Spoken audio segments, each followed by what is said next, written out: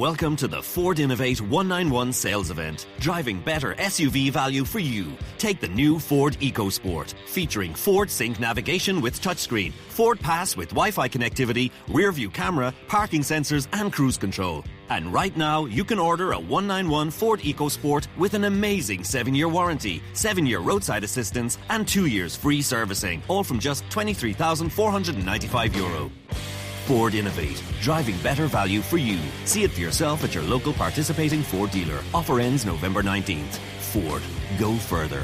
Price excludes delivery and related charges. Terms and conditions apply. See Ford.ie for details. Welcome in to Friday's Sports Memo, Every Game on the Board podcast, NFL edition, with our first guest up, Teddy Covers. Teddy, welcome into the pod. How are you? Hey, great to be here, Drew.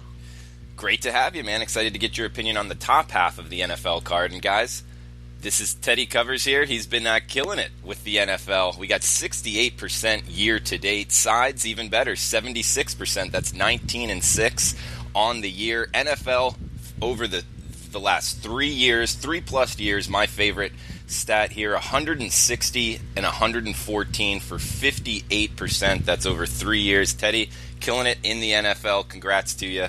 Anything you just want to say on those stats, or it's all what's coming up next? Don't concentrate on the past. Look, I mean, the NFL's been good. Let's make no mistake about it. The clients are happy. I'm happy. The bankroll's flush. It's all good. But yeah, that's all. I mean, it started 2015. I was like, I felt I was disappointed in my 2014 NFL season. I'm like, we got to change things up. Let's, and I kind of adjusted my style a little bit. Tweaked would might be the appropriate word, and obviously since that time the results have been real good, 58% since the start of the 2015 season. So it's been it's been a good year, and it's been a good longer term run. But you know how it is, Drew. It's about what am I going to do on Sunday? What am I going to do this month? What are we going to do moving forward? You cannot spend even a minute patting yourself on the back for what you've done in the past. It doesn't do you any good. Well said, Teddy. And guys, right before we get to the games, the coupon code, last day we're running it through this weekend, is Teddy Save. That's TEDDYSAVE, no spaces. And what that gets you is 90-day all access, all of Teddy's plays in every sport throughout the Super Bowl, the next 90 days for a huge discount, normally $975, just $549 on sportsmemo.com. That coupon code is Teddy Save. Teddy, on to the games, 251-252, Buffalo at New York Jets, AFC East battle here, 36.5 the total, looks like -7, pretty much across the board. How you looking to bet Buffalo, New York? Yeah, and one last note on that coupon code. Of course, that counts every play in every sport every day. We're off to a very good start in the NBA, and the college football season has been rock solid as well. College hoops will start right after Thanksgiving, but not yet. I can't imagine how these guys do college hoops right now with everything else going on. So let's talk about the injuries, because that has certainly been a factor so far. There are reports. Josh Allen was back in practice this week for the Bills. There are reports that he could be good to go on Sunday. What I've read doesn't make me confident that we're going to see Josh Allen in the lineup for the Bills on Sunday. If we do, as opposed to Nathan Peterman, there will be a noticeable market adjustment for this ballgame. If we see Allen announced, Allen is going to be power rated ahead of Nathan Peterman. Of course, any quarterback in the NFL is going to be power rated ahead of Nathan Peterman at this stage of the campaign. Peterman would probably be ranked dead last. Let's draft quarterbacks right now and go through any roster, any team, anyone who's played this year. Yeah, I think Peterman might go last. But the bottom line is he is expected to start here, although the Jets have their own share of injuries. Sam Darnold, he's not going to go this week. Josh McCown versus Sam Darnold. I made 0 power rating adjustment for shading off the rookie for the veteran. If you remember, McCown had a lot of success in this offense last year. And, of course, the Jets do have their wide receivers healthy in Enunwa and Anderson, although they didn't have a big impact last week in a pretty ugly game against Miami.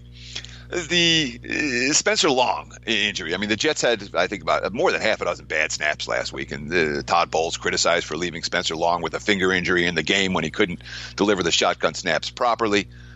We don't know yet if he's going to play, but going against a Bills defense, and this one surprised me. Football Outsiders and DVOA has Buffalo as the number 2 defense in the NFL, which I think is a little bit, it gives them a little bit perhaps more credit than they deserve, especially given that when you think about that opener against Baltimore where they got lit up.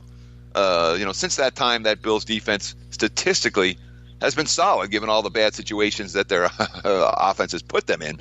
But offensively, the Bills are on pace to be one of the worst teams since the AFL-NFL merger back in 1970. And, of course, Buffalo pre-bye, they've been dismal for a long, long time.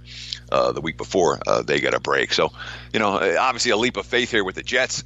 When you talk about laying a touchdown in a game where the total is 36.5 and a backup QB and question mark about the center. But on the other hand, there's not any significant market support for the Buffalo Bills from wise guys or recreational players at this stage of the season. Books are struggling to attract money on teams like Buffalo. They're also struggling to attract money on the next team we're going to talk about, the Cleveland Browns. Absolutely. Atlanta's been taking money all week, open 3.5, now seeing pretty much 6s, a couple 6.5s out there. 50.5, 51 the total, Teddy. We got the Falcons visiting the Browns.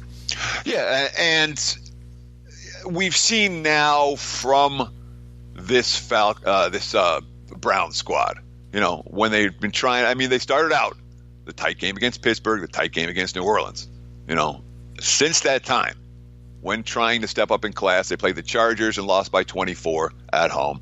They played the Steelers and lost by 15 at Pittsburgh. Last week against KC, they lost at home by 16. So there's been 3 step-up games and 3 double-digit losses for the Cleveland Browns. Obviously, a team that's already fired their head coach, a team that's already fired their offensive coordinator, and a team that the markets are not, and a team whose statistical profile isn't what it was last year when the wise guys were betting the Browns every week. Cleveland, by the way, still near the top of the NFL with a plus 10 turnover margin. Atlanta's 4-4. And we say, is this, all right, the Browns can't beat good teams. Are the Falcons a good team? Well, they looked pretty good last week against Washington. Of course, the Redskins were playing without 3 starting offensive linemen in that ballgame, which helped that defense look good. But even prior to that, the defense looked better before the bye against the Giants. Everyone's defense looks good against the Giants. We're not seeing Atlanta with a lot of blowout wins. There's been more tight games, The win over the Panthers by a touchdown, that was a tight one. The win over the Bucs, they had to hang on. The win over the Giants, they had to hang on. Last week, the first time all year where they put away a team comfortably. And if you're laying the points with the Falcons here, you got to hope for a similar level offensive performance because obviously defensively with the injuries they've suffered, the back door could be open here for the Cleveland Browns. Washington was too far behind last week to get through the back door. The Browns may not be this time around, but certainly at 4-4, Atlanta, my power ratings have Atlanta as a good team, not a mediocre team, warranting this line move upwards. Teddy, we got New Orleans at Cincinnati next game up, with New Orleans laying 5.5 or 6, 54 the total. Is this a tough spot for the Saints here? Some people even predicting New Orleans as the best team after that big win last week. It's the mother of all bad spots for the Saints. Really. Think of what New Orleans has been through over the course of just the last couple of weeks. All right. They come out of their bye. They're at Baltimore. Wild, down to the wire game. They win on a missed extra point at the end. And then a huge game at Minnesota. Battle, back and forth, down to the wire, physical contest. And then last week, blow a big lead against the Rams. Huge game. Rally back, win it in the fourth quarter. Next week, Philadelphia, Super Bowl champs, are coming to town. In between, this little road trip to Cincinnati. It just stands out as a bad spot. And of course, when you talk about betting bandwagon, Saints have won and covered 6 in a row now. Since that mediocre start, they've covered every game. So that bandwagon has grown, let's call it, to the enormous side of the equation. And of course, with this tired, battered Saints team, you're going up against a Cincinnati squad that, oh, by the way, they're coming off the bye, are rested and ready, in theory, off the bye. And a nice win prior to the bye after they suffered back-to-back losses. So a little bit of positive momentum. This is, I'm not going to say a season definer for the Bengals, but they're certainly not going to lay down. Of course, they did lose A.J. Green, and that's a big part of the money that's come on New Orleans without A.J. Green. Not like Tyler Boyd can't play, but Dalton and Green are a pretty potent duo, and without that duo, It's without Green. I do not expect the Bengals passing offense to work at the same level that it has. And, of course, defensively right now, this great Bengals defense, Marvin Lewis coaches up defense, they're on pace to allow more yards than any team in NFL history. Drew, the defense has been an overvalued commodity from day one. They've given up 28 or more 5 times their last 6 ball games. It's not a defense I'm excited about backing against the Saints offense. And without A.J. Green, they worry about them trading points. So for as bad a spot as it is for New Orleans, I'm still not rushing to get to the betting window with the Cincinnati Bengals off the bye. Okay, so still not rushing to get to the window with the Bengals off the bye. And it's interesting because you break it down really good, Teddy, as far as the spot just being that bad for New Orleans. But everything else, talent, quarterback, what they have to play for is all in New Orleans' side. But you just, you brought up the bye, the spot as far as scheduling in the New Orleans team schedule here going forward even. It's just, in the NFL, how much does the spot matter in your opinion? Is it big? Is it more than any other sport? Or would you say it's even less? Because, it's football, just one game a week with professional athletes. In this instance, the spot is so bad for New Orleans that my choice, then looking at the game and just looking, forget the matchups, forget the team names on the uniforms, you just look at the situation for New Orleans. This spot is as bad as you're going to find for any team all year. Right. So I will not bet the Saints, even if the matchups work in their favor. This is not a Saints spot. It's a really bad spot. So it's sincere pass for me from the get-go. Can I make a case for the Bengals? I could. I just don't like it. So it's a game I'll be leaving on the sidelines. Yeah, it's a fascinating handicap. I mean, part of it points all towards one team, and the other part points all towards the other. So, good stuff there, Teddy. Let's move down the card. We got 257, 258, Washington at Tampa Bay. We just talked about Washington a little bit. You mentioned all their injuries on the offensive line. The market, I'm guessing, putting money on Tampa Bay due to that. 51 the total. Looks like we're seeing key number. Want to make sure to shop around on this one. We're seeing 3s and 2.5s depending where you shop. How you looking to bet Washington, Tampa Bay, Teddy? Sure, and I mean mostly 3s out there. The only 2.5 I'm seeing right now is with heavy juice at 5 dimes. And 5 dimes always offers the numbers that are a little bit off market with adjusted juice. And look, I wrote up a free play on this. You can read the full analysis right now at sportsmemo.com. But this is a situation, it screams Tampa Bay situationally. The Redskins injury report is a disaster, okay? Bill Callahan lost both starting cards last week, and they're good starting cards. Sean Laveau and Brandon Sheriff. Sheriff's a Pro Bowler. They're already without left tackle Trent Williams long-term. Morgan Moses, the right tackle. He got flagged 4 times last week. He was trying to play through a bad knee. He hasn't been able to practice all week. They could be without 4 starting offensive linemen this week. They will be without 3. Okay, that's a problem for a team that has to run the football. Oh, by the way, their deep threat is out. Paul Richardson, the deep threat wide receiver. By the way, their pass-catching back is out with Chris Tompkins. Jordan Reed's got a neck injury. The Redskins, what they were 2 weeks ago is not what they are now. And here's Tampa. Their defense is awful. We know that. They haven't been able to put together back-to-back good halves of football, and it feels like months. But all that being said, Tampa can score. Washington can't.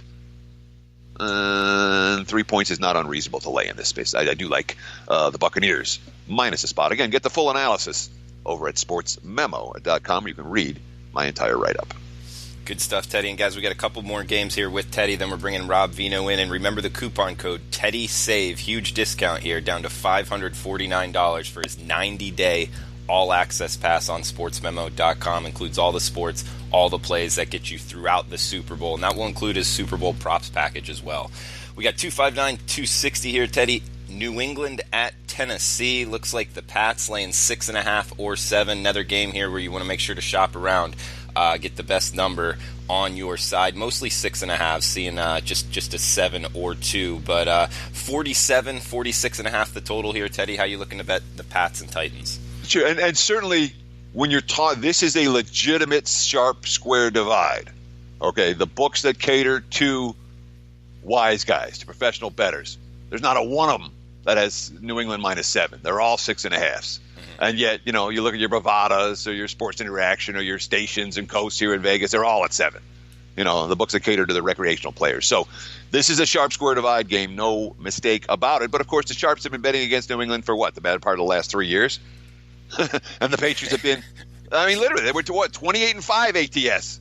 Or was it 20? I think it was 27-5 ATS in 16 and 17. And lo and behold, here's New England right now. Remember, the Patriots aren't any good. We got why the Patriots can't beat anybody. Remember, they're vulnerable. Started out the season, that bad loss to Detroit, getting smacked by the Jags. Well, here's New England, 5-1 against a number of their last 6 ball games. Lots of money came against them against Buffalo. They won that game. It was cheap, but they won it. There was money on the Bears. New England didn't go off 3 there. They got bet off a 3. Boom, won that game despite special teams fiascos. Against Green Bay last week, the Packers are taking money. New England win and cover. Their statistical profile doesn't impress anyone. Like last year, like the year before, like the year before that. That's why, New England's outgained their opponents by 0.1 yards per play this season. They've been outgained by 0.4 yards per rush. They only have a +3 turnover margin.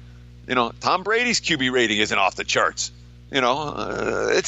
There's statistically, New England continues to be a mediocre team, and that has burned all the wise guys for 3 years. So, no, I'm not going to bet against the Patriots. And look, Tennessee's got better defensive numbers overall, better numbers against the run, better numbers against the pass. They're coming off a big win over Dallas. We've seen Mariota make some plays last week. They can run the football. I still got questions about the Patriots' defense. I do not trust New England one iota. But I also don't like to bet against them. It hasn't served me well in recent years. And you look at the stats and all of that. The Patriots games, they're a difficult handicap for me. And when you find a team that you're struggling with, you know what you do? You leave them the bleep alone. And that's my situation right now with New England, at least in terms of this matchup. It's certainly a game that I'm not running to the betting window to get involved with. I do think Tennessee's line has the potential to push New England around up front, and that may be a bad matchup for the New England Patriots. We have seen a fair bit of under money at a handful of books, although that's tailed off now, and the money's going back in the other direction. But I would disagree with that assessment.